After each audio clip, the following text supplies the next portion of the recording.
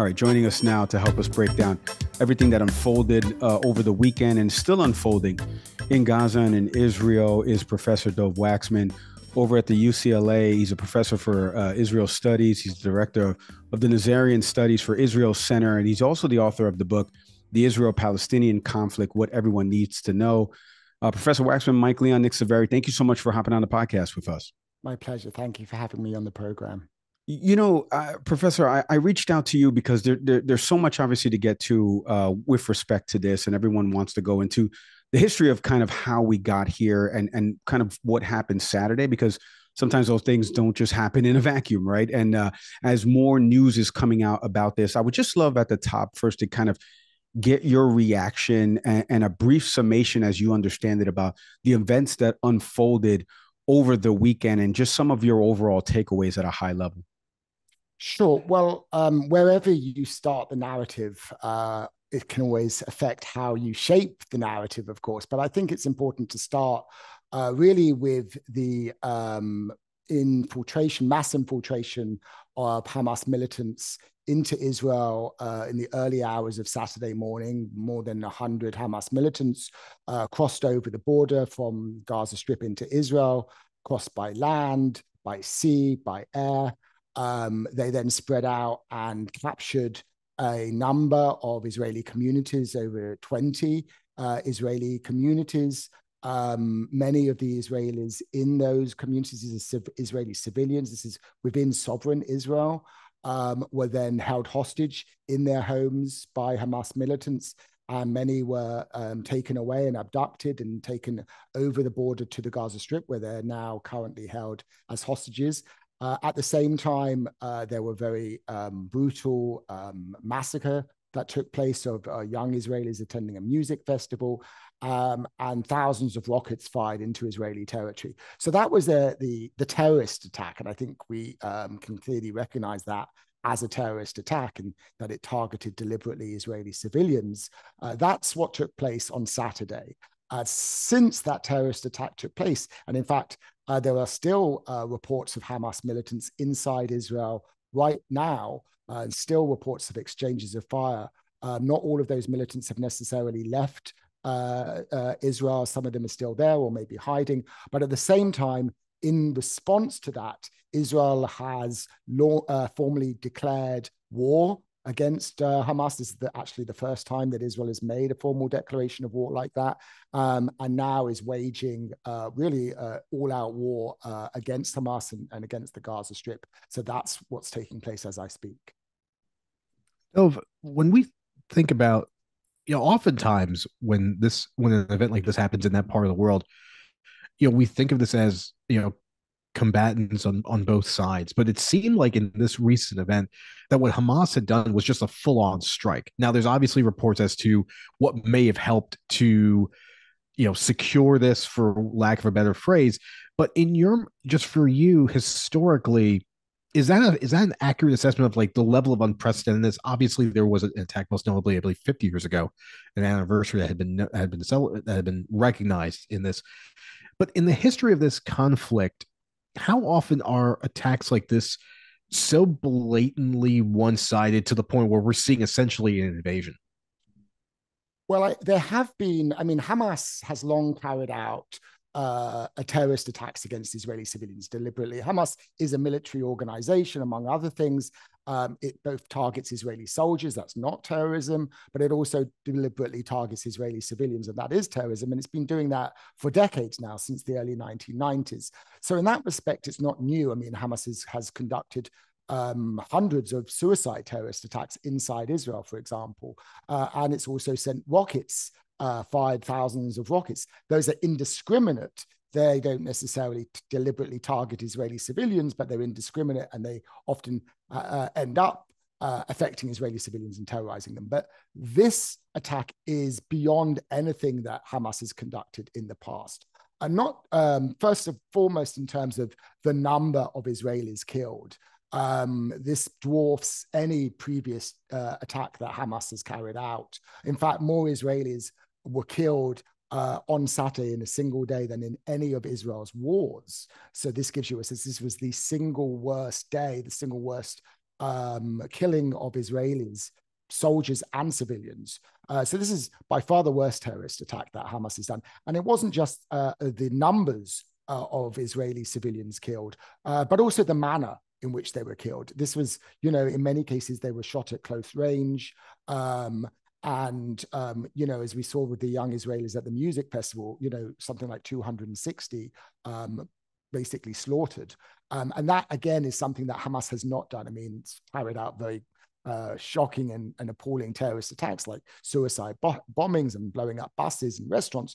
But the scale and the savagery of this is, I think, unprecedented. And that's what accounts for the reaction that we're seeing, and the shock and the horror and the reaction that we're seeing in Israel since then. We're going to get into a bunch of that, and it's something I want to ask you, kind of adjacent to that, in terms of the ire of people in either direction. I'm going to give you an example of that, and I'm going to ask you to react. But the first thing my co-host loves to do is talk about a moment of literacy. The last time we covered something like this was so many different episodes ago, that as a refresher for our audience listening and watching this program, you hear the term like Hamas. Some in the news orgs have talked about Hezbollah and their involvement as well in the region. Can you just kind of give our audience a little bit of a 30,000-foot overview, a moment of literacy of some of these terms and how Hamas came to be? What is the actual dynamic and relationship between Israel, Palestine, Gaza Strip, and how the folks in Gaza are living right now, day to day? Like there's a lot of moving pieces with respect to this, and I would love for you to kind of articulate some of that to our audience. Absolutely. So first of all, in terms of what is Hamas, Hamas is not just, it's often described in the American media as simply a terrorist organization. And that Hamas carries out terrorism as it did on Saturday, but it's not just a terrorist organization. It's also a political party. It's also historically been a social welfare organization that's provided social services to Palestinians. And that partly explains why Hamas gained support among Palestinians, not simply as a quote unquote resistance organization fighting against Israel, but also by providing services to poor, needy, destitute Palestinians. And that was one of the things that helped Hamas build up its popular support. Hamas was actually founded at the early stages of the first Intifada in the late 1980s. But over time, it gradually developed more and more support, got a lot of support during the second Intifada, in part for its suicide terrorist attacks against Israel, which were widely credited among Palestinians for forcing Israel's unilateral withdrawal from the Gaza Strip in 2005. And so Hamas kind of claimed credit for driving Israel out of the Gaza Strip. That was at least the narrative that it presented, and many Palestinians credited Hamas with that. So Hamas went on to win an election in 2006 and tried to form a unity government with its rival Fatah, which is the slightly more secular Palestinian party. Then there was a kind of brief essentially civil war between Hamas and Fatah, which ultimately led Hamas to gain sole control, to capture the Gaza Strip entirely. And since then, that was in 2007, Hamas has been ruling over the Gaza Strip as essentially a government in the Gaza Strip, while Hamas's rival, Fatah, rules in the West Bank, in the Palestinian Authority in the West Bank. So the Palestinians are politically divided between these rivals, and bitter rivals, Hamas on the one hand and Fatah on the other. Hamas is a militant organization. It's an Islamist organization, so it is committed to the idea of having a Sharia-ruled Palestinian state. And unlike its more secular rival, Fatah, ultimately, Hamas wants to replace the state of Israel with a Palestinian state in all of historic Palestine. It's not just seeking Palestinian state in the West Bank, Gaza Strip, and East Jerusalem, and the occupied territories. So there's ideological differences as well as other differences between the two organizations. Many Palestinians do not support Hamas. In fact, many Palestinians in the Gaza Strip do not support Hamas. Essentially, Hamas has maintained its control over the Gaza Strip through, through repression. It's an authoritarian regime there. Palestinians in the Gaza Strip do not have freedom of speech, do not have the ability to assemble and demonstrate. So we shouldn't confuse the actions of Hamas with the views or the beliefs or opinions of Palestinians in the Gaza Strip. Palestinians in the Gaza Strip are not simply represented by Hamas. And that's, I think, an important distinction to recognize. Oh, I appreciate you doing so.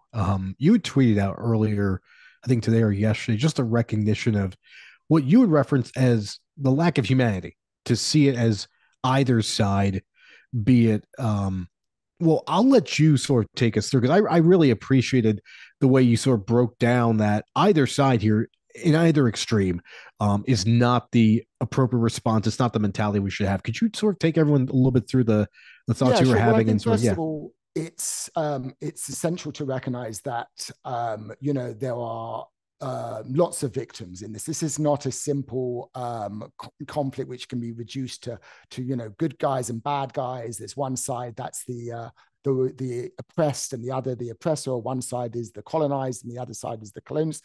These kind of very simplistic binaries mask a much more complex reality, a reality in which both peoples are just like the rest of us, trying to live their lives. And I think both peoples are deeply traumatized by what has been now over a century of conflict between them. And what I think is most disturbing to see, not so much among Israelis and Palestinians, because it's kind of understandable, it's tragic that they have, in many, not all, but many, have learned to hate each other and even dehumanize each other, and don't have a great deal of compassion or empathy for each other. But given the long history of conflict between them and the suffering and the loss and the grief that they've experienced, that's kind of understandable. What really is less understandable and is really, I think, reprehensible is the ways in which people around the world, including in the United States, have kind of expressed the same kind of dehumanization of the other side, the same lack of compassion and empathy, and their willingness to somehow overlook or rationalize or justify the deaths of innocent civilians on one side or the other. So those who support the Palestinians somehow think it's okay, or they can overlook the fact that innocent Israeli civilians were killed in this and abducted. And similarly, those who support Israel somehow turn a blind eye to the fact that Palestinian civilians are the ones who are being, in many cases, killed and wounded and left homeless by the bombs that are currently falling on the Gaza Strip. So I think amidst everything else, we can argue about the rights and wrongs of the conflict, but it's it's always important to have in the forefront of our mind that that civilians on both sides are suffering through this. And I'm not suggesting that they're suffering always to the same extent. Palestinian civilians have suffered more seriously in recent years than Israeli civilians have. But on Saturday, it was Israeli civilians who really bore the high price. And I think, we should be able to acknowledge the suffering and the losses for civilians on both sides, and call for civilians on both sides to be protected from this violence.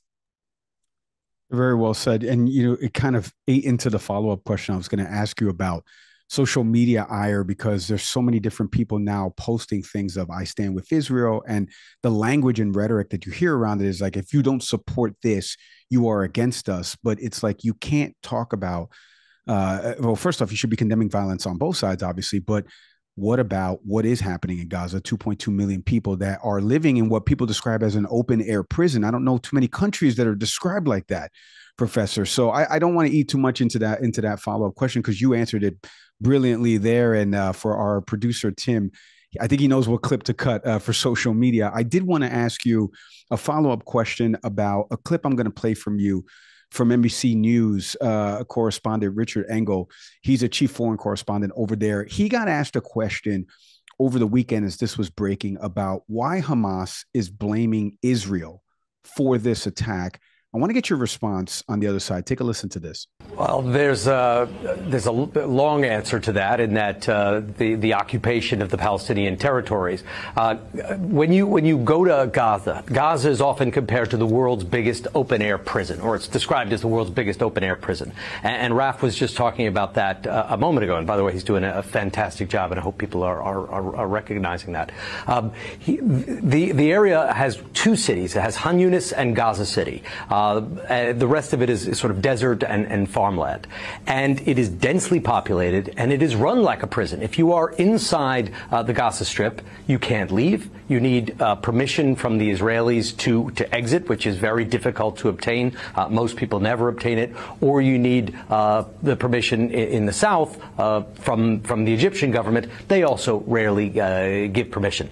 So if you are born in Gaza and you've done nothing except live there your whole life, you are still, your life is to live as a prisoner inside this territory. So, Professor, you hear something like that. I want you to kind of assess, what we were just talking about before about an open air prison and people living under those conditions. And if what he said is accurate, but where do we go from here? If we have people that are living under that type of regime, or at least they can't leave freely, move about freely, and now we have an attack that happened in Israel, condemning the violence across all of it, where do we go from here? Where is the opportunity for peace in the region, a two-state solution? Like, where does this all end up shaking out? Because it seems like we're running around in circles, and we have been 4 decades, like you said at the beginning of the program, with respect to this conflict. Well, I think, first of all, we need to try to reduce as much as possible human suffering and the violence. I mean, peace, of course, I would love to see peace between Israel and the Palestinians, and I believe that is possible in the long run. But right now, I think the more immediate concern is to prevent human suffering, and there's no doubt that Palestinian civilians in Gaza have been suffering greatly for many, many years now. And unfortunately and tragically, their suffering only comes to the attention of the international community and of world leaders when violence happens. It seems that when there's no violence, people forget about the suffering of Palestinians in the Gaza Strip, who have indeed, as you just heard, been living for now 16 years under an Israeli blockade, which Egypt also maintains, of the Gaza Strip, a blockade which has prevented many goods from entering the country. It's really basically paralyzed Gaza's economy. It's produced a humanitarian catastrophe in the Gaza Strip, and that's been going on for years. And it's been largely ignored. And that is something that I think we can condemn. Certainly successive Israeli governments for maintaining this blockade, even though it's really, I think, not served Israel's interest and has done great harm to Palestinian civilians.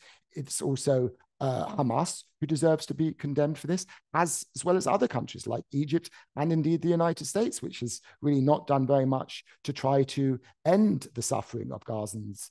I think so what will hopefully, I hope, if anything good possibly can come out of this, I'm not very optimistic, but it would be that we can actually try to change the situation in Gaza, not just go back to the status quo ante, not just end the violence and let the situation continue where a repressive, violent regime such as Hamas rules over the Gaza Strip while Palestinian civilians are imprisoned there, unable to lead their lives, unable to find jobs, unable to feed themselves. Many are dependent upon international assistance, food assistance, simply to live. So we can't go back to that. The situation last week, before that terrorist attack took place, was absolutely unacceptable.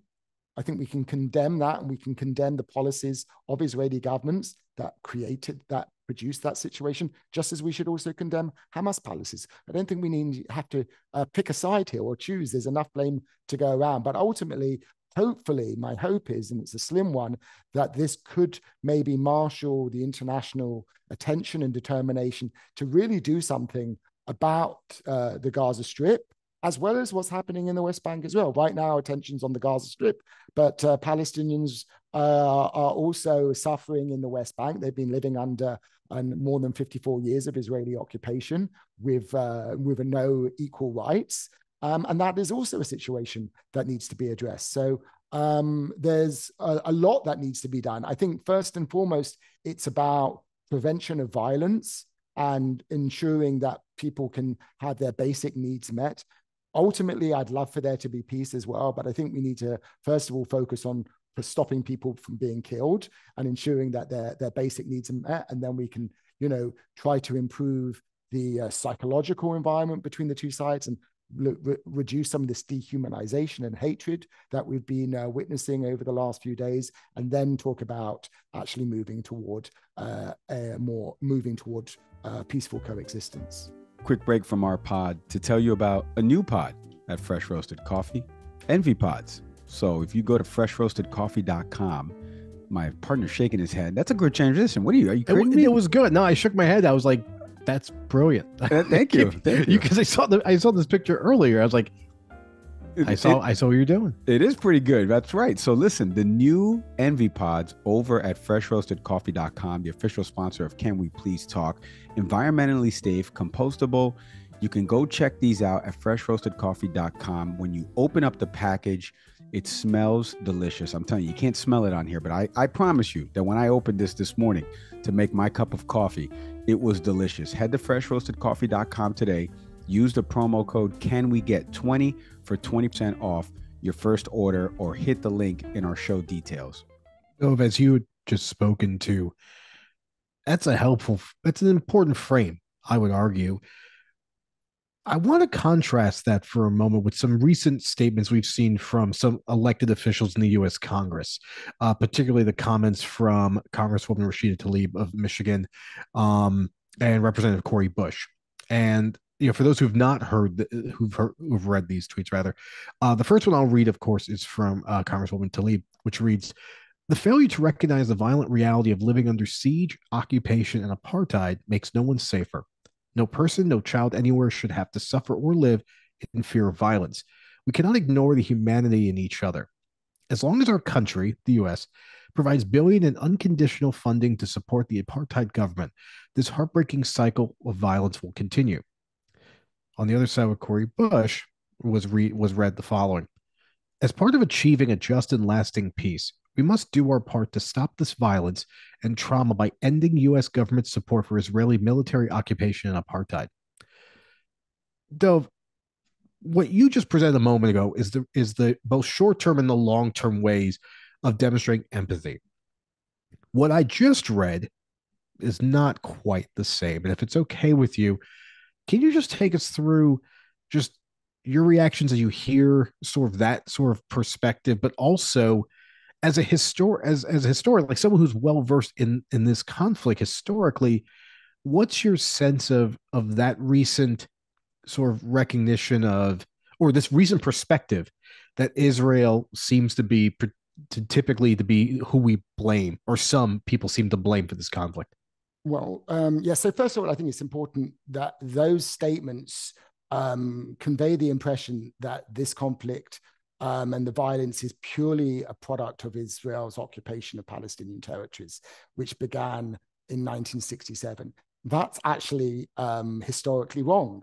Simply, the conflict between Israelis and Palestinians before between Zionists and Palestinian Arabs began actually much earlier than the Israeli occupation of the West Bank, Gaza Strip, and East Jerusalem. So while I do think that the Israeli ongoing occupation, is completely unjustifiable, and in fact, I think it doesn't serve Israel's security interests.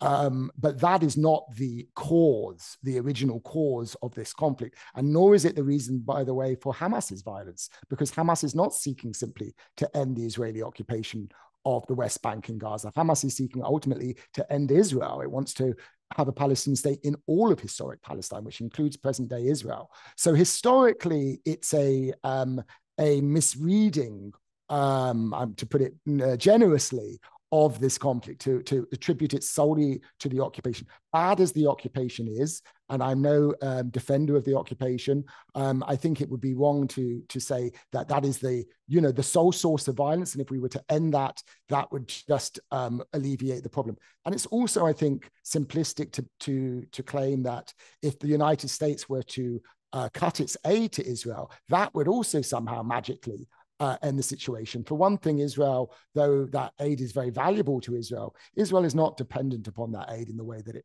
was in the past. So if the United States was to end its support, military or its financial support for Israel, which is mostly a subsidy for American arms manufacturers, because most of the money that the United States gives to Israel, those billions of dollars, actually has to be spent on the purchases of American arms. Even if the United States tomorrow would decide to cut off that military aid, I don't think that would necessarily dramatically change Israeli policy overnight. As long as the Israelis public believe, and many of them do, that it is too dangerous for Israel to withdraw from the West Bank, that it is too dangerous to allow a Palestinian state to be established there. That is what they believe, and there's good reason for why they believe that. It's not just a fantasy, or they see that as a potential threat, that particularly the risk that Hamas could take over a Palestinian state. Then they're not going to leave the West Bank. They're not going to end the occupation. So getting Israelis out of much of the West Bank, getting Israel to end the occupation, requires understanding not just the suffering of Palestinians, but also the legitimate concerns and fears of Israelis.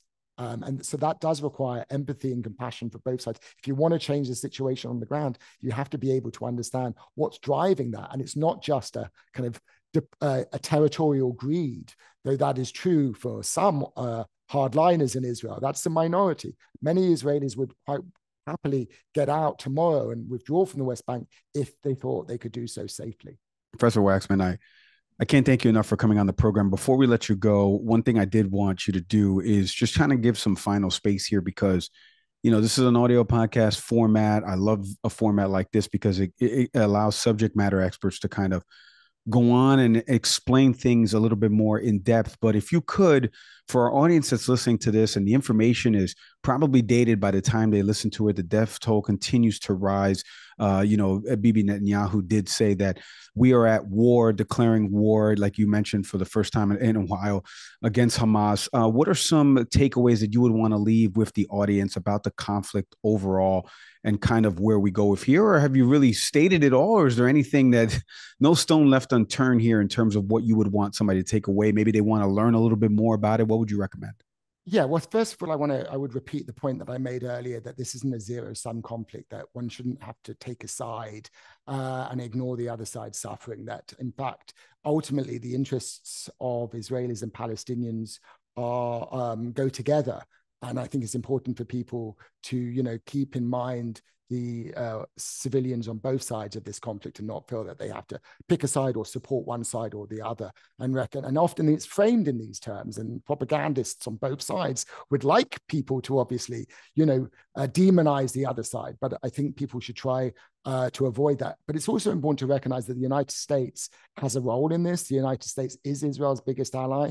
And this affects many Americans. Many Americans have ties to the region. Many Americans care deeply about what's happening there. This isn't just a distant conflict involving Israelis and Palestinians thousands of miles away. This is something that actually has ripple effects. We're seeing it on the streets of American cities. We're seeing it on college campuses and other places. So it requires all of us to have that empathy and compassion and understanding, and try to dial down, I think, some of the vitriol and avoid the kind of polarization that is unfortunately taking place over this issue in certainly in American politics and increasingly in American society at large.